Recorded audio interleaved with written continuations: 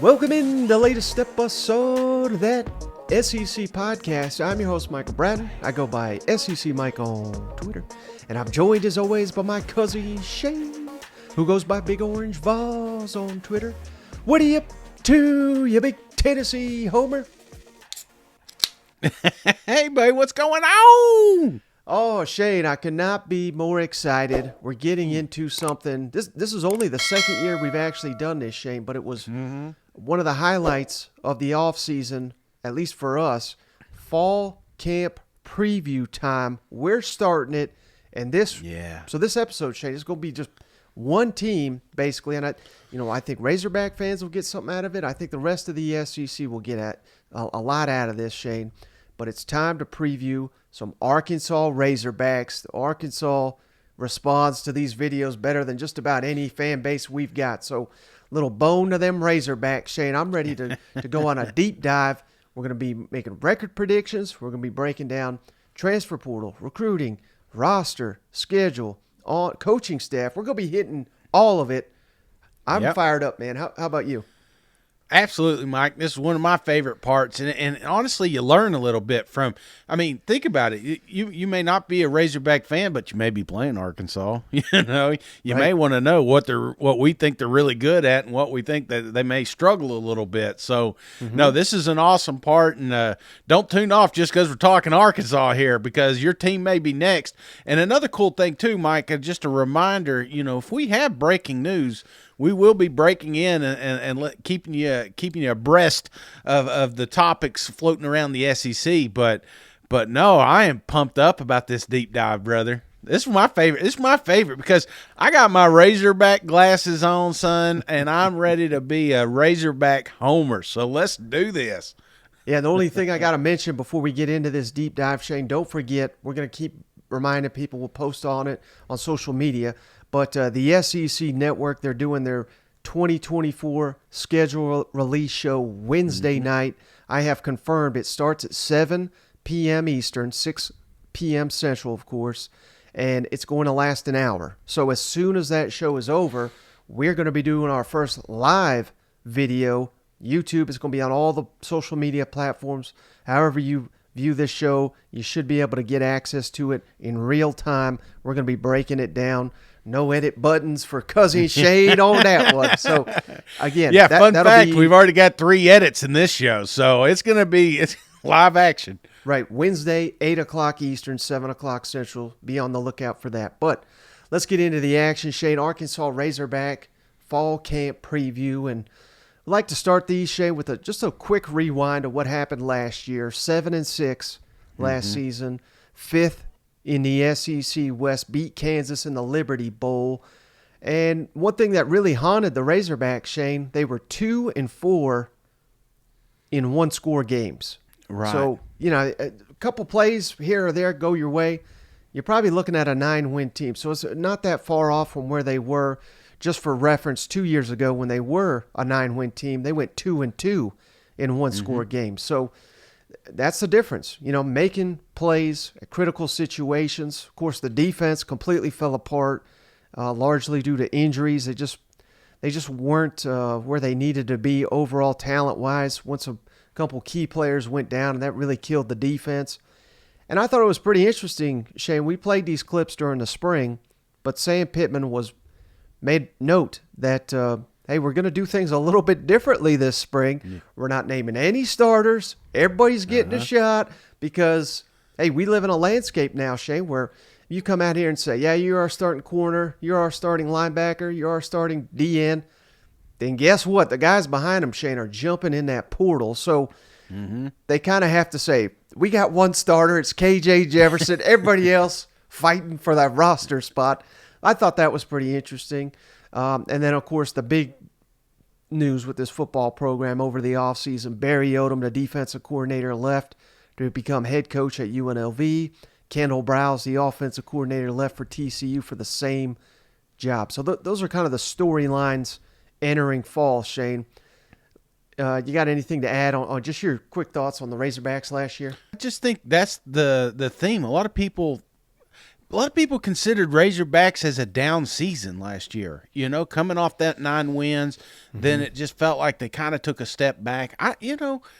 If things would have went different against Texas A&M, LSU, Missouri, Liberty, I mean, you could be talking about a 10-win season, and you're praising what Sam Pittman and company are doing coming into this, because I think they got a better squad coming into this year. So I think it's a little bit deceiving when you're looking at that record last year. There was some hell, even the Alabama game, Mike.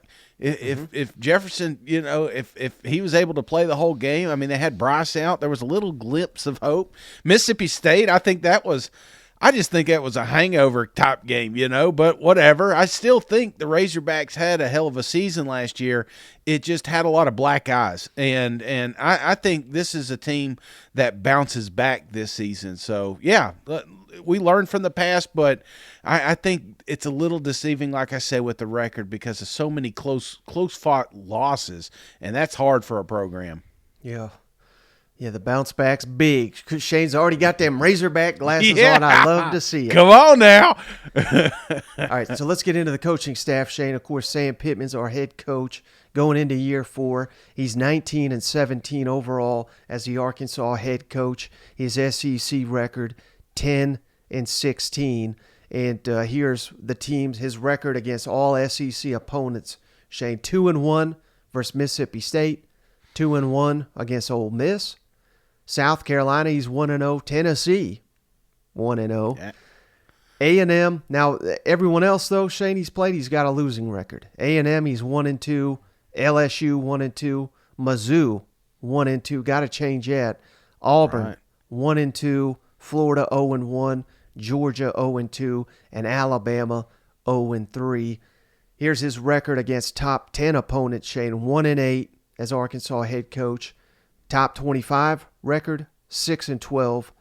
He's 12-7 at home, 4-8 on the road, and 3-2 in neutral site games. So that's a little overview there of Sam Pittman. Now, again, coaching news. Lost Kendall Browse. We already referenced that. Lost tight ends coach Dow Loggins, now South Carolina's offensive coordinator, of course. And then we mentioned Barry Odom. He also took his linebackers coach Michael Scher, who's now the defensive coordinator at UNLV.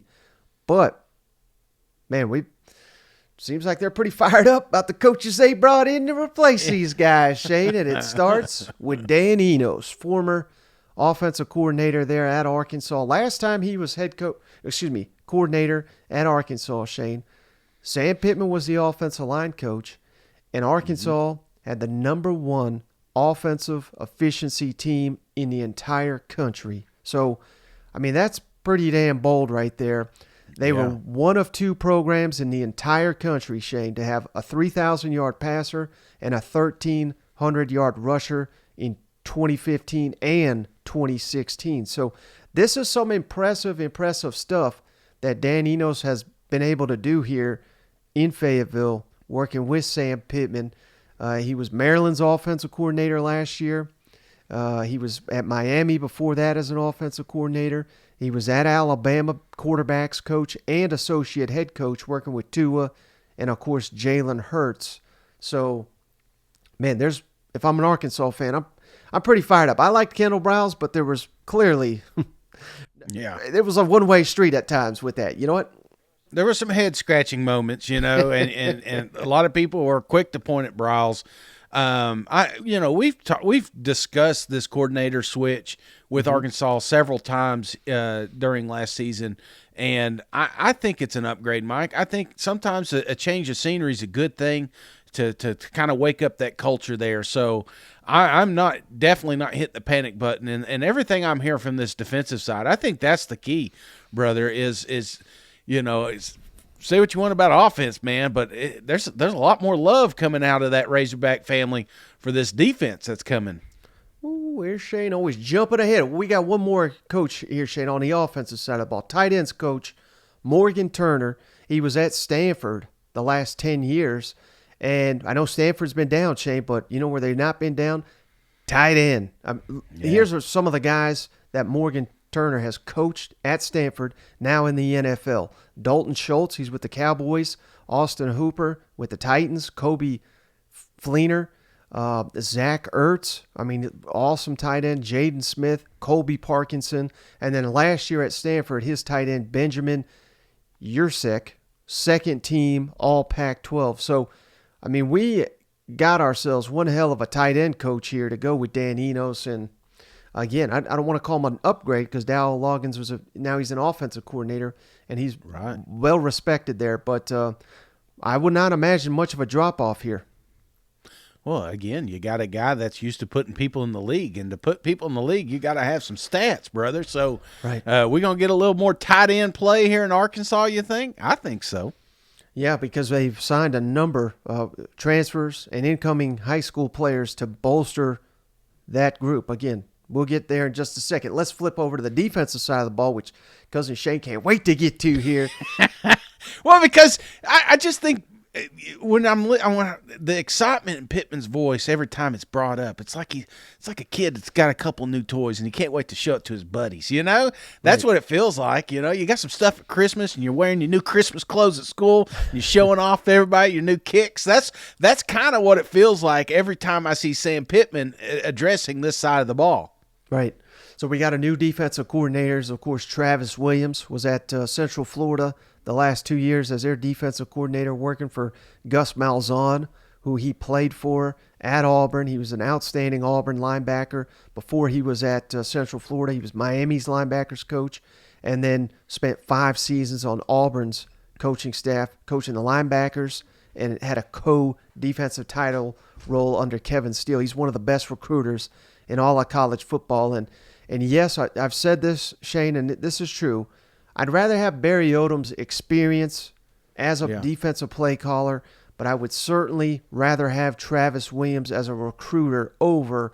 So what you're lacking in play calling history, just because you're young and it doesn't mean you're not any good, but Arkansas needed help. And look no further than last year when they lost a couple critical guys, the entire defense fell apart. So that tells you you've got to add to the roster. You need more talent. We need a talent infusion, and there's not going to be a better coordinator to recruit to his side of the ball than Travis Williams. So if they have found themselves a young defensive mind that can recruit the way I know he can, this could be an outstanding hire for Arkansas. Absolutely. That's what it's all about, Mike. X's and O's is a huge part of coaching, but if you ain't got the talent, son, you're not going to be able to compete with the big boys. So I've always been a recruit first. Give me them players, and then good players create great plays on defense. Yep. Now we've also brought in Marcus Woodson as co-defensive coordinator. Shane, he's going to cover the back end. He was at Florida State the last 3 seasons. Florida State ranked number 4 in the entire country in pass defense, and this is Arkansas was dead last, I believe. So, we're night and day here. We're going from someone that has had to rebuild Florida State. He worked with Travis Williams at Auburn, so there's already that familiarity there. Working the front, working the back. Interesting how this will play out. But, again, you could not have hired a more qualified guy to come in here and serve as a defensive coordinator to coach up your secondary. Well, you're talking about what kind of got you last year, and that was the secondary. So going out here get one of the best, I'm all for that, Mike. Yeah. So let's break down the roster here, Shane, starting with the returning production on the offensive side of the ball. Of course, KJ Jefferson, that's all you need to know, Shane. The SEC's best quarterback, in my opinion.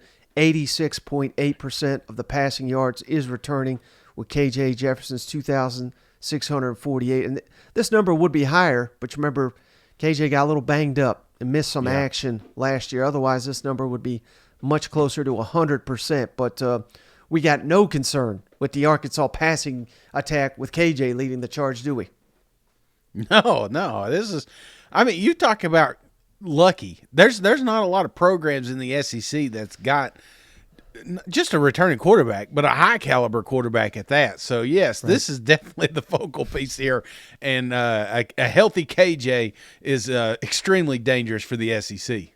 Yeah, and I didn't realize this, Shane. I knew we were returning a lot of running backs, but I didn't realize 92.3% of the rushing production is back this year, led, of course, by Rocket Sanders, 1,443 yards. KJ had 640 last year. AJ Green, 414. Rashad Dubinion, 293. And Dominic Johnson barely played, 43 rushing yards, but that accounts for 92.3% of the rushing attack. They're going to have to lead the way this year in this Dan Enos system with KJ, but my goodness, Shane, bringing back basically everybody that rushed the ball, best quarterback. Quickly, you're seeing why Razorback fans are so pumped up about the potential for this offense this year. Well, you could kind of tell it too, man, in the offseason when we're doing our list and everybody's like, okay, look, you guys going to talk about who's the best running backs in the country? You know, and you usually see a Razorback thing that's like, okay, yeah, we're going to talk about you. Rocket Sanders, and again, you know me, I love me some Junkins, but every time I mention his name, you got Rocket Sanders right there. This is 1A, 1B in my situation. And I tell you what, dynamic player. And it's deep. You know, it's not just Rocket here. Like you said, they're bringing all the production back, which I think is going to be pivotal for Razorbacks to move forward here. Right. And they're going to need to lean on that, Shane, like I said, because they're only returning 22.6% of the receiving yards from last year, and a lot of that's from the running back, Shane. Leading returning receivers, Rocket Sanders, with 271 yards. Bryce Stevens is back. He had a 109, but the other two, again, are running backs, Shane. Rashad Dubinion, 108, and A.J. Green, 75 receiving yards. So, second year in a row, totally. Is he related to AJ Green? No, I'm just kidding. He used the same joke last year, if I recall. I know. I don't get it often, but once a year I'm going to bring it back. Second year in a row, Shane. They're reworking the entire receiving core. It worked to perfection last year. Had two of the top 10 SEC receiving yard leaders in Hazelwood and Matt Landers. But can they do it again? That'll be, one of the biggest storylines for fall camp, I think. Yeah, I mean, well, talking about fall camp, I mean, that's one thing that I have a question mark on was the receivers and stepping up. I mean, they're excited about. I know I keep getting ahead of everything, Mike. I don't know. I forget how this is the first one that we've done, but are we going to talk about the kids that they brought in? Oh yeah, we'll get there. Okay, because there's a lot of buzz floating around in it because there's just a mix match of just different style receivers here, and there's a lot to be excited about in my opinion. So we're gonna get to it, Mike. Jeez, maybe I'll just sit here and drink. Tell me how good them Razorbacks are gonna be. If Mike. we don't set up what they got, Shane, then the additions don't mean as much. You know what I mean? So on like the little JoJo in the on the offensive line, Shane, only returning 2 of 5 starters. Bo Limmer at center, Brady Latham likely going to play guard. So there is a lot to replace on the offensive line, but again, Sam Pittman, we got all the confidence in the world in him. Right. I know the offensive line coach, Cody Kennedy, some fans are a little out on him after last year, but I think that's premature because if Sam Pittman's got faith in him, that's all I need to know. You know what? Absolutely. Now, on the defensive side of the ball, Shane, again, 6 of the top 10 tacklers are gone. So this is a totally reworked defense. Hudson Clark led the way, returning tackler, 67. Chris Paul at linebacker, 62. Dwight McGlothern, the corner, at 52. When 2 of your secondary players are 2 of your top 3 returning tacklers, that is potentially an issue. But again, we loaded up with transfers. Right. We'll get to that in a second. Sacks, guys that are returning with sack production. The linebacker, Chris Paul, leading the way with 4 returning. Landon Jackson had 3 last year. Eric Gregory, 2. And Jashad Stewart also had 2. So the top 3 sack artists from last season are gone, and 5 of the top 7. So we have to find players that can get to the quarterback. Again, we'll get to that in a second. Interceptions returning. Dwight McGlothern lead the way with 4. Quincy McAdoo, 2. Hudson Clark, 1. So we're returning 7 of the 9 interceptions we had last year. So the vast majority of guys getting those interceptions are back. for the Razorbacks. Yeah, absolutely. Now here's where Shane wants to get to, the transfer portal. And this is, it just changed college football as we know it. But Right. they had a lot of guys go into the portal, Shane, the first portal specifically. Razorback fans freaking out. Oh, my God, what are we doing? But in that second portal, man, they made up ground. Arkansas's got the number 9 transfer portal class in the country. So anytime you can have a top 10 class of potentially impact players, that is outstanding. And that is where a program like Arkansas. One second. I'm sorry to interrupt you there. When you're talking about portal class, Yes, does sir. that rank going out and coming in or just coming in? Just coming in. Okay. All right. Sorry.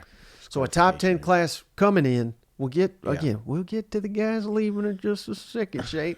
But a top 10 class, Shane, you're at Arkansas, you're just not going to recruit in the top 10 unless it's an outlier year where there's a ton of Arkansas in-state kids that you win. Or, you have to go to Texas. You have to go to Louisiana. You have to go to Mississippi. You have to go to Tennessee, on and on and on. It's very difficult just based on where you're located and where all the great players are. So how do you make that up? You make it up in the transfer portal, bringing instant impact players. And I've said it once before, Shane, I'll say it again. Sam Pittman, in my mind, is the portal king because he brings these guys in and gets them to become elite SEC players, gets them to become NFL players at a much higher clip than just about anybody in the country. So let's quickly go over the guys that left via the transfer portal, Shane. And I tried to organize these as the ones that I think are the biggest impact departures. Does that make sense? Okay. Yeah. No, I get that. So top of the list, Jalen Catalon. He's off to Texas. And even that, I mean, we've loved, they call him the cat back there. Such a great player, but he can never stay healthy. So at the end of the day, this may not even be that big of a loss, but when he's healthy, I mean, he's all SEC. He may be the best safety in the SEC during his time at Arkansas, so that's why I put him so high. Tight end Trey Knox off to South Carolina. Jordan Dominic led you in sacks last year. He's off to Colorado. Keytron Jackson, the receiver, he left for Baylor. Miles Slusher, another defender, off to Colorado. And Malik Hornsby, the quarterback/receiver, he's off to Texas State. So, again, you're not getting killed by losing any of those guys, but your roster probably overall would have been better had you got them back. Well, Does that make sense? Cat and Slusher, those are two that really stood out to me. Cat especially, but like you said, here's a kid that really struggled to just stay on the field. So, if we're 3 weeks in and then he's out again, then, it's like having to transfer 3 games in, Mm-hmm. Now, buckle up, buddy, because we got a lot of these guys coming in to recap. And again, I tried to organize these in, who knows? I mean, you never know how a guy's going to come in and impact your program. But I tried to organize it, Shane, starting with the guys that I think will have the biggest impact, working on my way down. Does that make sense? Yes. So I'm going to start with Trajan Jeffcoat from Missouri. Shane, anytime seems like Arkansas lands some Missouri guy, they come in and they do outstanding on the defensive line. He was all SEC in 2020, 11.5 sacks, 19 tackles for loss, and 2 forced fumbles at Missouri. So we're getting help on the defensive line. He also brought the playbook with him. So. Another defensive lineman, John Morgan from Pitt. That was a big addition, Shane. Yeah. 72 tackles, 14.5 sacks, 3 forced fumbles during his Pitt career. So we're getting 2 highly productive defensive linemen. How about Antonio Greer, the linebacker, Shane, from South Florida? All first team, all AAC, 92 tackles in 21, 9 tackles for loss. He had 230 tackles in his college career, 23.5 tackles for loss, 10 sacks. So maybe we'll get some of that sack production via the Antonio Greer at linebacker. Offensive lineman Josh Braun from Florida. He was a Sam Pittman recruit at Georgia. He was going to go to Georgia. When Sam Pittman took the Arkansas job, Josh Braun 6'6", 345 pounds of him, went on down to Gainesville, said, I only wanted to play for Coach Sam Pittman. Well, now he's going to get that shot, Shane. He's probably going to do it as a starter on the Arkansas Razorbacks this year. They added corner Jaheim Singletary, a 5-star, Shane, from Georgia. Was only at Georgia for 1 year. He was the number 27 overall prospect in the country. Played just 13 snaps last year as a freshman. Couldn't get on the field. We've seen many players, Shane, couldn't get on the field at Georgia or Alabama, and they go somewhere else, like a Drew Sanders, who was otherworldly. So if they can get that at a Jaheim Singletary, they'll be damn happy. Here's an underrated one, Shane, that you have mentioned repeatedly, so it's not under your radar, but quarterback Jacoby Criswell from North Carolina. Yeah. Arkansas native. And why it's so big, I mean, we hope and pray KJ doesn't miss a snap, but yeah, that's not what happened last year. He got a little banged up, and that's playing in the SEC. It's being a tank. That's running guys over like he loves to do. But we need a capable backup, and we got it now in Griswell. 204 passing yards, a touchdown, and 133 rushing, and another touchdown at his North Carolina career. He didn't get on the field a ton, but from what we saw in the spring game, he's got himself an arm. So I think we are doing good here at the quarterback position, particularly at the backup, and we'll get to the freshman here in a minute, but upgraded our quarterback room. You know what? Which, that was one of the biggest problems. Sometimes when you and it's not just Arkansas, there's several programs like this. You lose your QB1 and it's just your offense sputters from that point forward. So right. I don't feel – I mean, obviously there would be a huge step down if KJ was not able to go, but I don't think that it would just cease the offensive production here now. So that's what I like. Just build that room up, son. Mm-hmm. Now, some pass catchers, Shane. We're desperate for pass catchers. We got Isaac Teslaw from Hillsdale. I understand a lower level, but this was a guy that was in demand. Listen to these stats, Shane. 68 catches last year, 1,325 yards, 13 touchdowns. Already on campus, making an impact in the spring. He could be the next great find in the SEC. Varkey's Gums, this is the North Texas tight end that commit, decommit, commit again. Well, he's finally committed. He's in there, Shane. 34 catches, 458 yards, 5 touchdowns at North Texas to help shore up that tight end position. How about Andrew Armstrong from Texas A&M Commerce, Shane? Last year, 62 catches, 1,020 yards, 13 touchdowns. So between those three, we should be able to find some production out of the transfer portal to help KJ. You know what? Absolutely, man. A lot of receptions, a lot of yardage here. Do you have their size with you on those three guys? I know Gums is pretty big. I'm not looking at the sizes right here, but I think Teslaw and Armstrong, they're more burner types. They're not the tall, lengthy guys we had last year. Yeah, and I think that's kind of what they were missing a little bit. Just some of that dink and dunk that turns into a 20, 30-yard, reception. So I just like the production. That's the main thing for me. This isn't new to them and new to KJ. So I love this.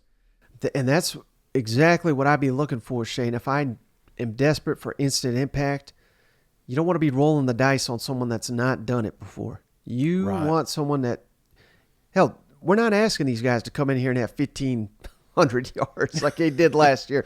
We're asking them to give us 500. You know what I mean? At college football's highest level, I think they can do that. Now, we also added, Shane, Baylor starting corner Lorando Johnson, started all 12 games last year for Baylor.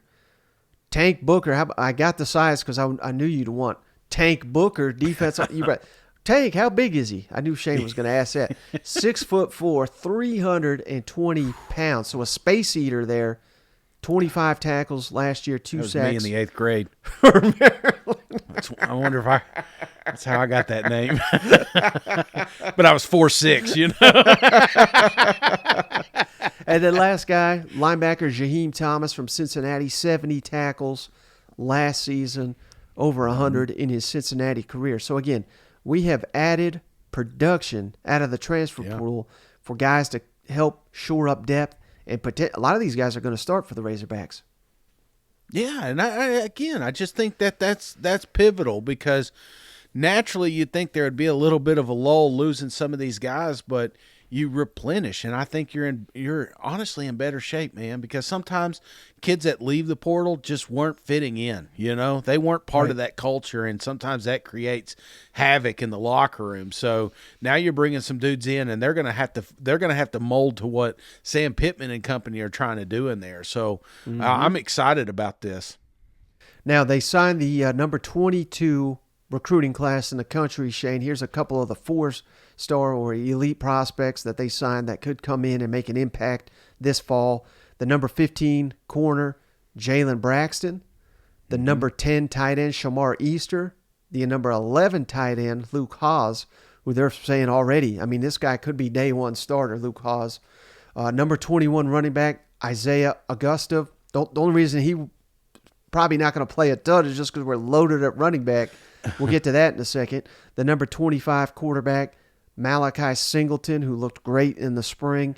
And the number 30 offensive lineman, Luke Brown. So we got us some promising young talent. Most of them are already on campus in the spring and heading into, obviously, training camp here. But do you got your eyes on a few of those guys about giving some production here? Sometimes you don't have the immediate. Sometimes it's these guys that show up, week 5, week 6, especially if somebody's banged up. But is there any that you kind of got your eyes on for making some sort of noise this season? Yes, definitely Luke Haas, because I think he may start. And maybe not week 1, because that's a lot to ask for a true freshman playing a tight end role in the SEC. But I think by the end of the season, he's going to be your starter. Okay. All right. Well, we'll tight end you. I like that. Now, this is what we did last year too, Shane. We run down offense and defense. We're going to go position group by position group. And I'm going, personally, the order that I think is the strongest. The position groups that is the strongest, starting with offense. Does that make sense? Yes, sir. Now, I know you love these quarterbacks, Shane, and there's no reason not to love them. But I'm going running backs again. Rocket Sanders, of course. A.J. Green, Shane's favorite running joke here. Rashad Dubinion, Dominic Johnson. That foursome of running back. Short of maybe Alabama or Georgia, I don't think there's a better 4 running backs on a roster in the SEC. Yeah, it's hard to be a one-trick pony. You've got to have a committee there to spell some of these guys. And like you said, Arkansas doesn't have a huge drop-off there behind Rocket. So I like that. I can get behind this. Now, I got quarterbacks next, Shane, and that's largely because of KJ and just how great he is. Jacoby Criswell, we already mentioned. Malachi Singleton, the true freshman. This is a strong overall group, and I like how it's, you're bringing them. When you got like multiple freshmen or multiple sophomores, it's like, well, guy may leave if he doesn't play. The way it's structured now, this is KJ's team. Criswell could take over. Or Singleton, I like the way it's structured too. I feel like these pieces, they fit where they're at right now, if that makes sense. Yeah, no, absolutely. And I think that's good moving forward, not just this season. Exactly. But, one of the things you're worried about is like, what are they going to look like next year? So, or what do they look like KJ gets hurt? So I think loading this room up is a great idea. Now, next I got the offensive line, Shane. And again, remember, we got Bo Limmer and Brady Latham as 2 standout starters. Transfer Josh Braun, I think he will be plugged in as a starter, possibly at guard. Now, the rest, Shane, we got to find tackles, but we've got some nice pieces. Remember, this is a Sam Pittman program, Shane, so they have brought in some promising linemen that, let's just call it what it is. These guys are difficult to come by, and if you're elite, Georgia, Alabama, LSU, they're all over you. It's hard for Arkansas to win those battles, but they've won guys that they think in 2 or 3 years can be players, and now that's time, because this is year 4 of Sam Pittman. So we got to see some of that developmental players here out in the offensive line, and I'm talking Devin Manuel, Patrick Kudus, Tykees Crawford, Andrew Chamblee, Marion Harris, Terry Wells. If we can get 3 starters out of that, we got ourselves a classic Sam Pittman offensive line. And how can you not, Mike? Because that's Sam's bread and butter. You know what I'm saying? He's built a lot of great offensive lines with names you've never heard of. So I have no doubt that they'll find a good 5 out there. Now, not last, but second to last year, receivers, Shane. Your favorite name on the Razorbacks, Isaiah Satania, breakout players, track speed. I think he's on the track team as well. He's that fast. Bryce Stevens is back, another burner. Isaac Tesla and Andrew Armstrong, we already talked about those transfers. Sam Mbake back for another year, and Tyrone Broden. So there's potential with this group, but it's largely inexperienced at this level, if that makes sense. Yeah, well, most of the other departments have established players, so yes, there's naturally going to be some question marks here. And how does it mold with KJ and the offense? So I think, I don't know, there's just something about this. Feels like one of those groupings that nobody's talking about, and then 6-7 weeks into this thing, they're like, damn, they got some players over here. Yeah. So the last position group, tight ends for me.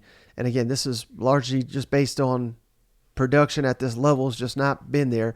The transfer Gums from North Texas, Luke Haas, the true freshman, Nathan Bax, Ty Washington, and Shamar Easter, the other freshman. So, again, we got some guys to work with, but we just not seen them at the SEC. That's why they rate so low on my list here. Yeah, real young here. So, but who knows, man? It may be one of these young kids that just take over. Mm-hmm. Now, on the defense, Shane, the top position, in my opinion, defensive line. And I think a lot of people are sleeping on the potential for this Razorback defensive line. It all starts up front. And I got my eyes on Landon Jackson, Shane. He was a beast in the spring. Huge breakout potential.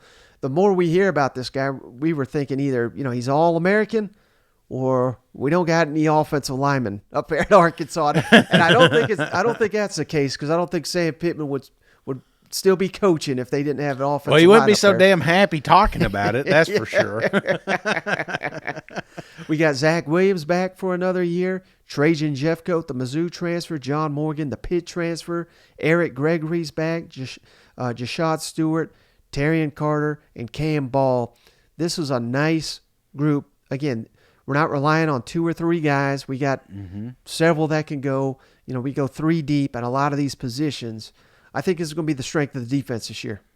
Yeah, I think so too, Mike, and that's saying something. Going into this season, we didn't think that until the transfer portals hit. So I think you're onto something here, Mike, and this is going to be an more aggressive defense, and all that's going to start up front with these boys making a havoc back there in the backfield. So yeah, I'm looking forward to the blitzes and stunts they throw at them. Yeah. Now, next on my list, Shane, I'm going defensive backs for the Razorbacks. Dwight McGlothern, one of the best corners in the SEC. Quincy McAdoo was a very promising young player. Remember, he's the one that got in the car accident, though, Shane, and they basically just said, the priority is his health moving forward. So I don't have anything official to report, but it doesn't sound great. And I think best case scenario, Shane, for Quincy is this is basically a red shirt. And then hopefully next year he can make that comeback. Lorando Johnson, the Baylor transfer that was a starter, throw him in there. Malik Chavis, Ladarius Bishop, Jalen Lewis, and then don't forget the 5-star from Georgia, Jaheim Singletary. We got some real talent to work with on the defensive backfield, I think, this year. And it feels like we got a little more depth too, and I think that's why that secondary got in so much trouble last year is that they got banged up early, and it just seems like they were just turning people out there trying to just stay in front of the ball, but they had problems doing so. It just feels like, I don't know, and maybe it's just a gut check here, but it just feels like we got a little more depth back there, which is a good thing. Mm-hmm. So last but not least, is just not a deep group, but a talented group, the linebackers, in my opinion, Shane. And maybe that's in large part because we've lost some outstanding ones. But Chris Paul is back. Antonio Greer, the transfer from South Florida. Manny Powell, Jordan Crook, and Caden Henley. So a group that's lacking a lot of experience, at least once again, kind of I'm saying the same thing over and over, but just not a lot of experience at this level. So, but again, Travis Williams, our defensive coordinator, this is his baby. This is his group. He's been a linebacker coach for 10 years. He was an all-SEC linebacker. So we got to have confidence that our defensive coordinator is going to coach up our linebackers here. And Mike, honestly, if I'm picking an order, I want my defense to be strongest and least strongest. This is the exact order I want. I want a strong up front defensive front. I want a strong secondary back there, deep, fast, and just head hunting. Yep. And then yes, the linebackers at the last one, because good linebackers a lot of time are created by the noise on the, us big guys. I'm telling you, brother, these linebackers, they get all the girls, they get all the, all the accolades, and they win the honeymoons and all that, or the, what do you call it, those homecomings and stuff. As fat guys up front creating that noise and picking up an extra block that's not going to them. That's what creates good linebackers. So I'm good here, brother. Okay. So, and then last but not least, Shane, the specialist, Cam Little, the kicker, hit 33 of 40 last year. I believe in his career, 82% field goal kicker. Remember, before him, it was a travesty kicking at Arkansas. So just count your lucky stars. We've got us a consistent kicker. Yeah, you know what? You better read that name twice, Mike, because they went through some bad kickers. Yeah, so remember Cam Little. And then punter, that's kind of an unknown right now, but they brought in Max Fletcher. I hear from him, he's got a big leg, that's something they've been lacking, consistency and punting down the field. Now, something new that we didn't do last year, Shane, this is an idea that we had, the top 10 Razorbacks, and I'm giving them grades like the NCAA football game.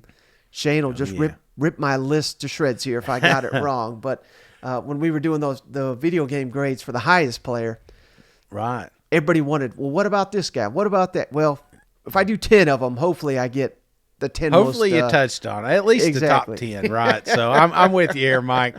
This is a smart move on your part. So let's go to the top, of course, KJ Jefferson. I'm giving him a 95 grade. Yeah, I mean, when we did this originally, I felt like he was the best player on this team. Just, again, what else he has is just the experience. When you're looking at these overall ratings, that's got to be, moving him up further this list. So, yeah, 95, I love that. Now, the running back, Rocket Sanders, Shane, just a slight notch below. I'm giving him a 94. 94. That's smart, Mike. That's smart. Because when you put that out there, they're like, whoa, wait a minute. What about a Yep. All right, Dwight McGlothern in the corner, Shane. I'm giving him a 93. Yeah, I'm like loving that one. Now on the offensive line, we got Bo Limmer at center, 92. Aside from the guy they got at Georgia, he may be the SEC's best center right here. Yeah. Who do you think they're bringing down to media days? It'll be KJ. You think he'll be here? It'll be probably Bo Limmer, and then probably maybe Rocket. No, they got to show the defense some love. It'll probably be Landon Jackson, which again Shane's cutting ahead here. I got Brady Latham at guard at 91, and then Landon Jackson at a 90 defensive line, and that's a little bit of a projection, but I think he's going to be a standout. Landon Jackson is. I got Chris Paul at an 89. Mm-hmm. I got kicker Cam Little as an 89. I got Satania Shane at 87. That's a name everybody needs to know. And then Trajan Jeffcoat, the transfer, at an 86. There's your top 10 Arkansas Razorbacks overall grades. And that's SEC Mike's, not Shane's. Now, the best part, Shane, this is the part Shane lives and dies for here. Yeah. The schedule breakdown, and we even got, I'll throw it up on the screen here, we're going to do something a little, it's the same deal, but we just got fancy graphics this year, Shane, where I have broken this schedule down, and let me know if you think I'm completely wrong here, but again, remember, this is us being Arkansas homers. I think there's 5 games on this list We'll go through them one by one. But first, 5 games Arkansas, no question, should win. Western Carolina. Yes. Kent State. BYU. Those are all at home. Those are all to open the season. Mississippi State, October 21st at home. And Florida International, November 18th at home. I mean, there's no doubt. Those should be wins, right? Those should be wins. Yes, Mike. Now, I only have 2 games, Shane, that I think very unlikely to win. And that is at LSU. Remember, I'm the guy that's picking LSU to win it all. Mm-hmm. And at Alabama, who we haven't beaten a decade plus here. So, again, would you debate any of those? Well, I mean, you could argue LSU. They played tight last year. The Alabama game, again, that a team that there was a glimpse there late in the, actually going into the fourth quarter. If they didn't give up the 21 points there, then they're right there with them. I mean, if we're doing homer glasses here, Mike, I wouldn't be opposed to them winning one of those. I mean, why can't the best quarterback in the SEC and the best running back, well, arguably one of the best running backs in the country, not have a shot at, surprising one of those 2 teams? Because it's hard to win on the road against a top 5 team. I mean, I'm just telling it like it is, I don't know. The one that I've got really circled here, Mike, is at LSU. If I'm picking one, just because, again, crazy momentum coming into that dude, especially if you guys smoke BYU, which me and Mike both think is going to happen here. That's the one that I've got penciled in because it triggers a group of games that is going to be tough fought. And I don't think that you can afford to drop, at least the first 2 there, even 3, then it could get ugly quick. So LSU, the one I've got a little bit on more of an alert here. Again, I got my Razorback glasses on, Mike. Right. Well, I'm not drunk as I'm saying this, so I'm just kidding. Well, of course, you done crowned them. You put them in national champs, Right, so I can't be sitting there saying, I'm going to lose this game and that game and all this. I don't know. That's one I'm not discounting just yet, Mike. I'm with you. We got 3 home games. It's going to be their first away game. But that one right there, if I'm leaning toward a toss, I may even consider LSU. Nah, I mean, we're, again, homer glasses here. One of those 2 games. Yeah, give me one of them. So that means, the way I have it listed here, Shane, 5 toss-ups for the Razorbacks. A&M, again, that's in Arlington, of course. At Ole Miss, who, again, Sam Pittman's 2-1 against. The only time he lost was they failed to get a 2-point conversion at the buzzer in Oxford. At Florida, November 4th. Auburn at home. And Missouri at home. And maybe you throw Missouri into that win column. Hell, I know Arkansas fans, they always chalk that up as a win, but that's not been reality, and I know you're the biggest Mizzou homer in the world, so I didn't think you would mind that being listed as a toss-up. Any of those, again, A&M, at Ole Miss, at Florida, Auburn at home, Mizzou at home, any of those that you're not calling a toss-up and calling those should be a win? Again, as a Arkansas fan, I'm definitely keying in on Mizzou, being at home. They're at the tail end of what should be a winning streak. I kind of like that one as an easy one for them. But other than that, brother, we could toss those. Maybe even Florida. Yeah, you can make Florida a win, in my opinion. All of them wins according to Hell yeah, Mike. Let me just get to it. Are we going to break it down? Yeah, so let's go Western Carolina. I mean, that's a massive ass kicking right there. That thing's over in the second quarter. Kent State, who they lost all their pieces and their offensive coordinator, that's an easy win. Absolutely. BYU, you smoked them on the road last year. You should beat them again. So we're sitting here 3-0. Arkansas. They may want to start drinking after that one, So then we get to the pivotal game, the biggest game of the season, at LSU. I'm giving that a loss. What are you giving it? Mike. Damn. I'm like, here's where I'm at, man. I'm like 70. so like 70-30, 65-35 here. Even on like if this thing's running perfect,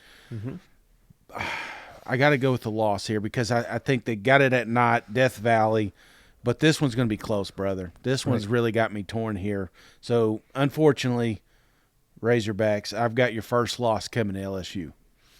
So let's focus on A&M, Shane. Arlington. Yeah. That's a game where the Aggies seemingly always win. They always find a way to get past them Razorback. They're almost always competitive. Yeah. They almost always come down to the wire. But again, we're being Arkansas homers here. There's no reason Arkansas shouldn't win this game.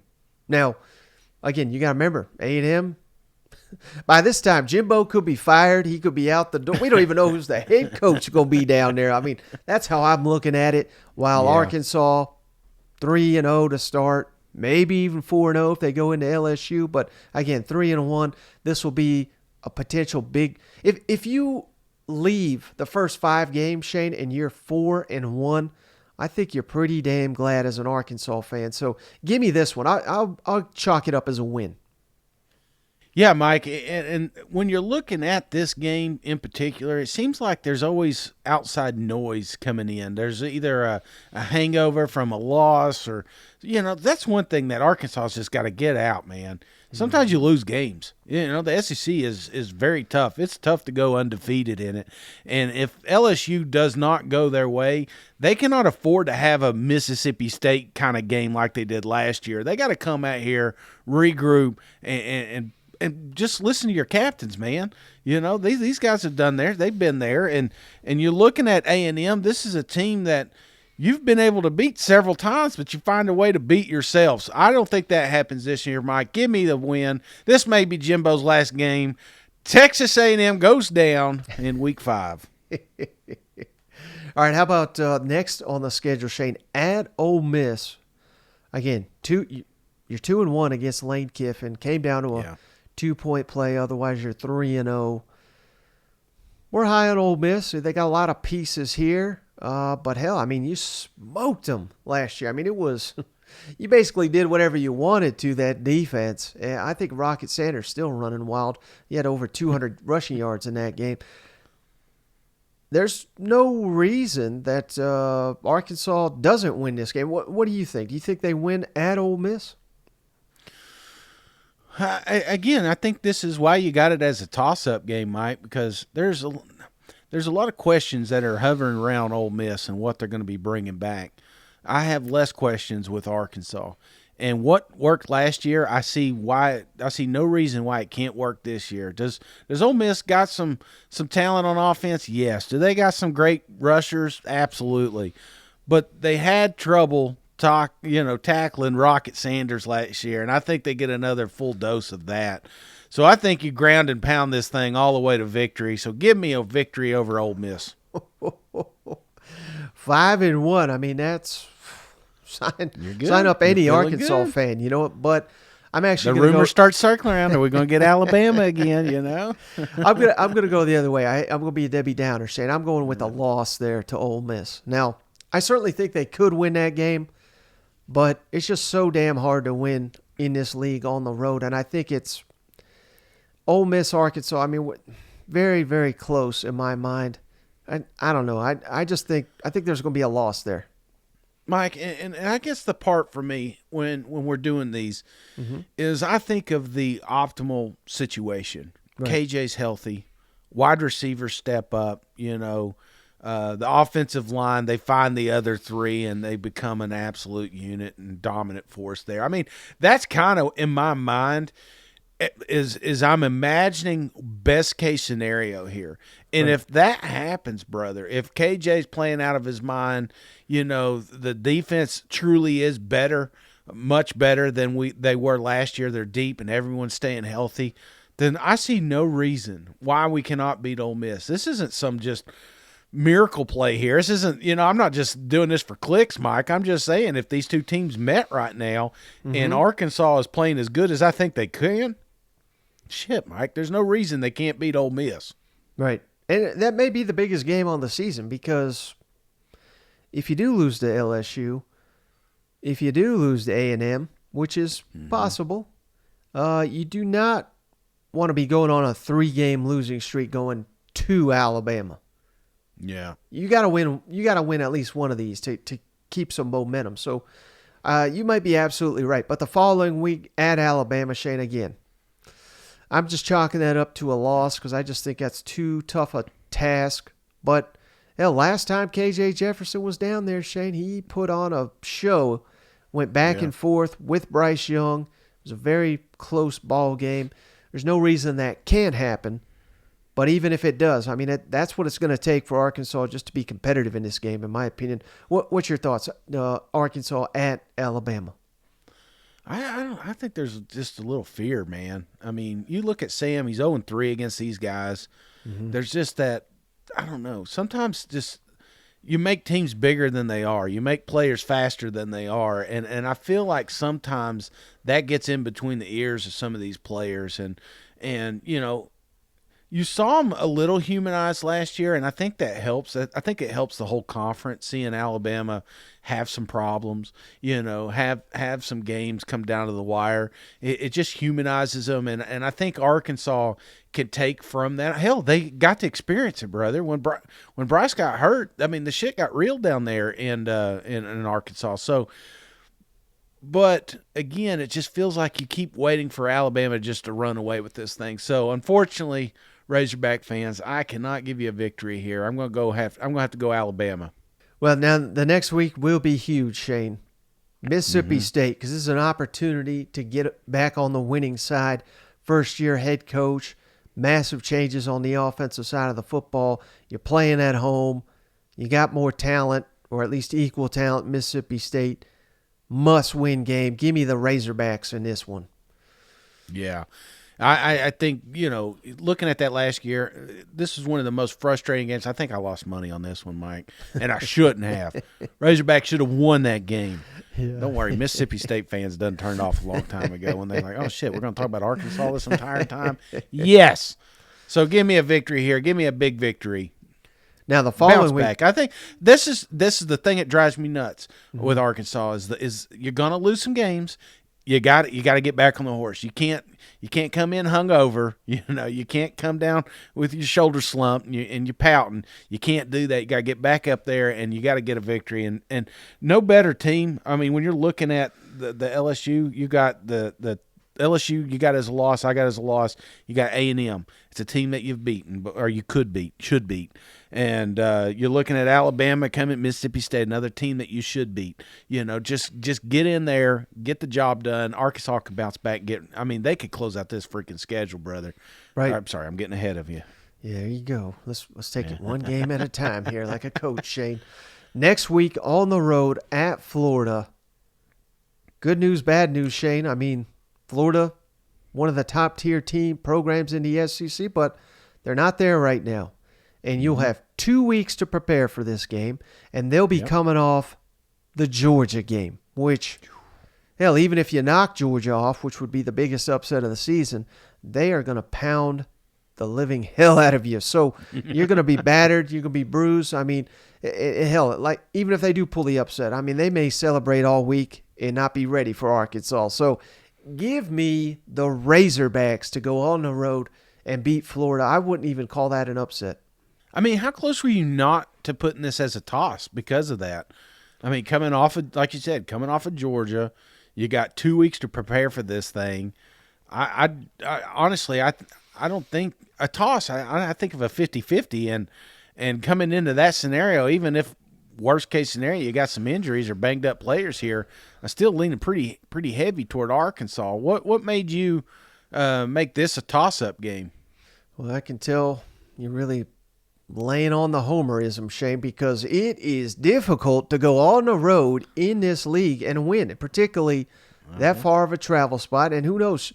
I mean, this may be the game that defines whether Florida is going to the postseason. So, you know, they're not going to just lay down for the Razorbacks. I mean, that's a pivotal game.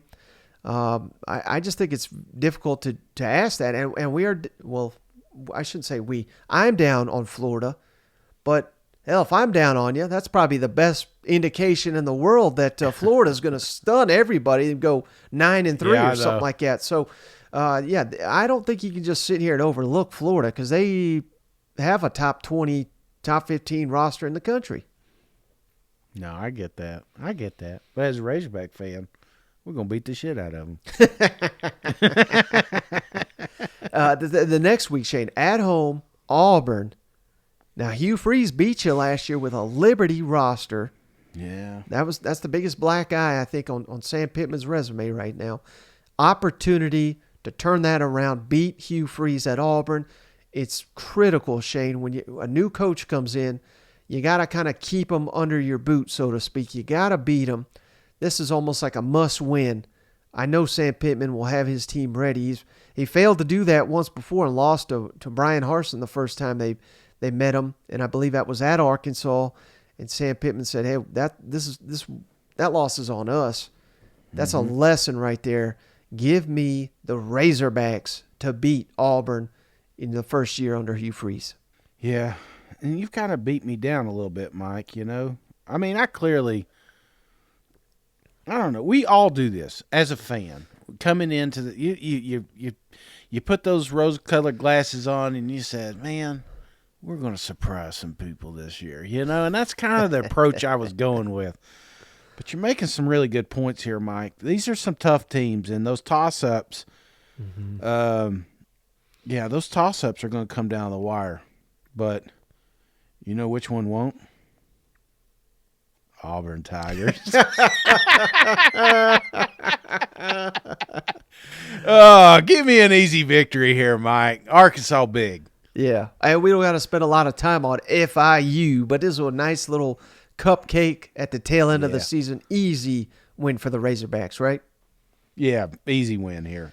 So you got to finish strong, though, Shane, on Friday after Thanksgiving. Mizzou, a team for Lord knows what reason. Arkansas is just falling short time and time again, including last season. I did a Razorback show the other day, Shane. I mentioned Drinkowitz. It was 5 minutes of bashing him right after. They hate that guy, and I think it's because they can't beat him. Got to win this one. Finish strong. Give me a win for Arkansas. And again, Shane, I've given them some losses here, but I've given them far more wins. A 9-3. This is me as an Arkansas homer.